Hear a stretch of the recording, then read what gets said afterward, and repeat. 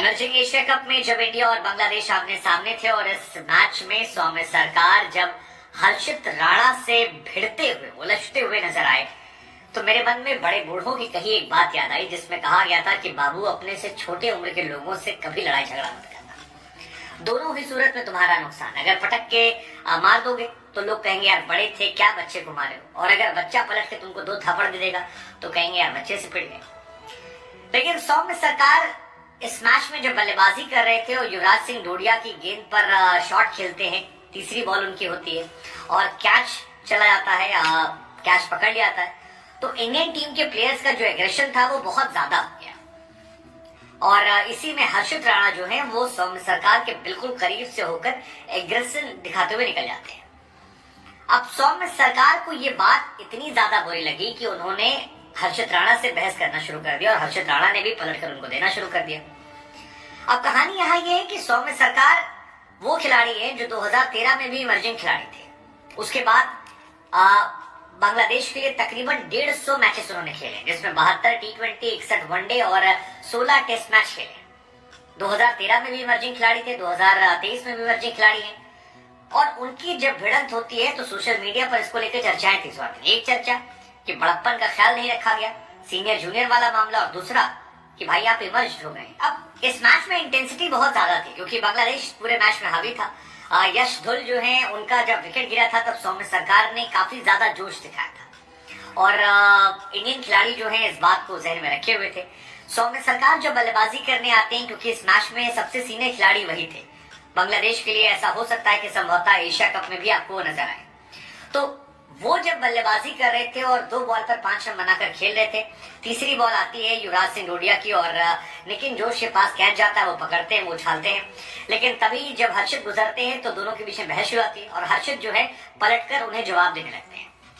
अब इसमें भी एक कहानी वायरल हो रही कि यार सौम्य सरकार की केकेआर के खिलाड़ियों से नहीं बनती है। मतलब निदास ट्रॉफी अगर आपको याद हो, साल 2018 में सौम्य सरकार आखिरी ओवर कर रहे थे, 12 रन बचे थे और काफी अच्छी गेंदबाजी उन्होंने की थी। आखिरी बॉल पर 5 रन चाहिए थे और दिनेश कार्तिक ने तब उनको छक्का मार दिया था, एकदम फ्लैट छक्का मारा था, जिसकी चर्चाएं बहुत ज्यादा होती है। मेरे ख्याल से दिनेश कार्तिक के करियर की वो सबसे बेस्ट पारी थी, छोटी सी पारी, लेकिन जिस तरह से उन्होंने वो इम्पैक्ट जताया था वो टीम इंडिया को जिताने के लिए काफी था और उसका इम्पैक्ट काफी लंबा था। तो वो भी केकेआर के थे और हर्षित राणा जो है वो भी केकेआर के हैं। तो सोशल मीडिया पर लोगों ने शुरू कर दिया कि यार केकेआर ब्लड जो है वो सौम्य सरकार से भिड़ता काफी ज्यादा। लेकिन फिर सवाल वही है कि यार सौम्य सरकार क्या वाकई में इमर्जिंग टीम में खेलना चाहिए था उन्हें? मतलब टेक्निकली 30 साल की उम्र में आप लॉन्डो के लिए मैच छोड़ सकते हैं क्या? नए नए लड़के आ रहे हैं, वो इमर्जिंग हो रहे हैं, सौम्य सरकार को अच्छा खासा एक्सपीरियंस है। तो एक तो सोशल मीडिया पर ये शुरू हो गया कि यार इनको क्या जरूरत थी, क्योंकि सौम्य सरकार ने एक नहीं बल्कि 2 वर्ल्ड कप खेले हैं और किसी जमाने में टीचर बनना था लेकिन फिर क्रिकेट खेलने आ गए और 1993 की इनकी डेट ऑफ बर्थ है, तो 30 साल की उम्र में ऑलमोस्ट 30.5 साल की हो चुके हैं, 31 साल चल रहा होगा। ऐसे में क्या इमर्जिंग प्लेयर के लिए खेलना सही था? क्योंकि चाहे श्रीलंका हो, पाकिस्तान हो या फिर बांग्लादेश हो, इन सभी टीमों में कई ऐसे खिलाड़ी हैं जो इंटरनेशनल टीम खेलने के बावजूद भी इमर्जिंग प्लेयर में, जैसे वसीम जूनियर को जब देखा गया, शहनवाज धामी जो थे उनको देखा गया, कई और खिलाड़ी भी थे।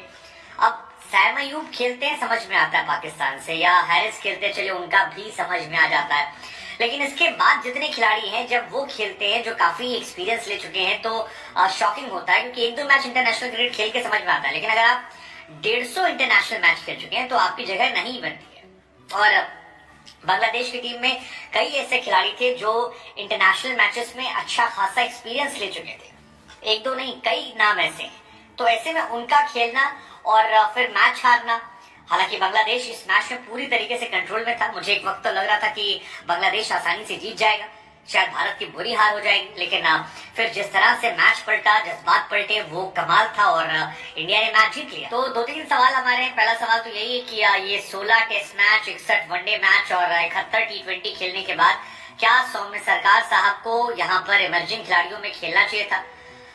ये अपने आप में महत्वपूर्ण सवाल है मेरे जहन में। हालांकि मेहदी हसन का भी नाम है, मेहदी हसन ने भी 38 T20 खेले हैं, 3 ओडीआई मैच खेले और कई ऐसे खिलाड़ी जो अच्छा खेलते हैं बांग्लादेश के लिए, उनका खेलना। तो उसके ऊपर अगर कोई खिलाड़ी है तो फिर इमर्जिंग क्यों उसे भेज रहे हैं? आप उसे कहिए ना कि आप इमर्ज हो चुके हैं, आप अपनी बड़ी टीम के लिए संघर्ष कीजिए। या एक एज क्राइटेरिया होना चाहिए, क्या 25 साल 26 साल, इसके ऊपर इमर्जिंग खिलाड़ियों में मत जाए आप। मतलब आप कोई और टीम में खेल सकते हैं, ए टीम से खेलना कहाँ से जायज रहेगा?